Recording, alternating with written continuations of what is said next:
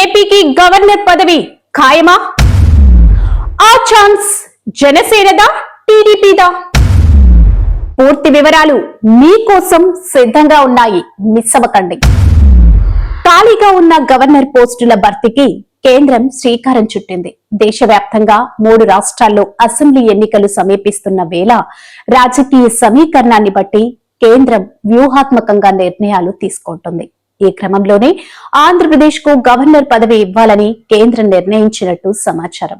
ఇదే ఇప్పుడు తెలుగు వారి రాజకీయాల్లో చర్చనీయాంశంగా మారింది. ఆ ఛాన్స్ ఎవరి ఖాతాలో పడనుంది?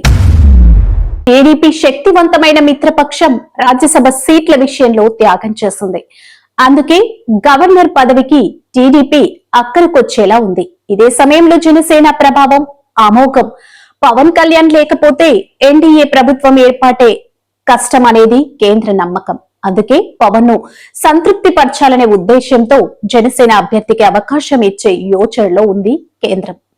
టీడీపీ తరపున గవర్నర్ పదవికి పేరు వినిపిస్తున్నది ఇద్దరిదే. యువకులు రామకృష్ణుడు, దీర్ఘకాల ప్రజాప్రతినిధి, బడా నేత పూసపాటి అశోక్, గణపతిరాజు, కేంద్ర మాజీ మంత్రి, శుభ్రమైన ఇమేజ్ కలిగిన నేత. ఇద్దరు ప్రస్తుతం పదవుల్లో లేరు. వారి సేవలకు గుర్తింపుగా గవర్నర్ ఛాన్స్ రావచ్చని అంటున్నారు. అయితే అసలైన ట్విస్ట్ మెగాస్టార్ చిరంజీవి పేరు తెరపైకి రావడం.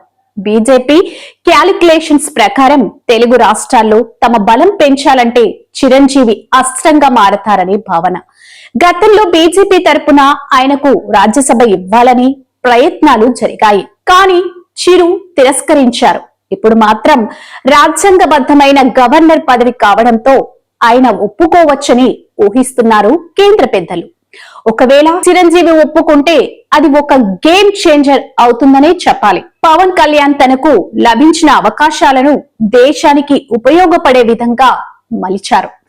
చిరంజీవి తన రాజకీయ ప్రయాణాన్ని మధ్యలో ఆపినప్పటికీ అభిమానుల మనస్సుల్లో మాత్రం రాజాగా మిగిలిపోయారు. గవర్నర్ పదవితో ఆయన తిరిగి వెలుగులోకి రానున్నారా, లేదా అది జనసేన లేదా టీడీపీకి దక్కే పోటీగా మిగిలిపోతుందా? మరి గవర్నర్ పదవికి తుది ఎంపిక ఎవరు? పవన్ కళ్యాణ్, యనమల, చిరంజీవి? మీ అభిప్రాయాన్ని కామెంట్స్ లో మాకు తెలియచేయండి. ఇలాంటివి మరిన్ని రాజకీయ విశ్లేషణలు, బ్రేకింగ్ అప్డేట్స్ కోసం వెంటనే మా డిఏఆర్ ఫోకస్ ఛానల్ ని సబ్స్క్రైబ్ చేయండి. బెల్ ఐకాన్ నొక్కడం మాత్రం అస్సలు మర్చిపోకండి.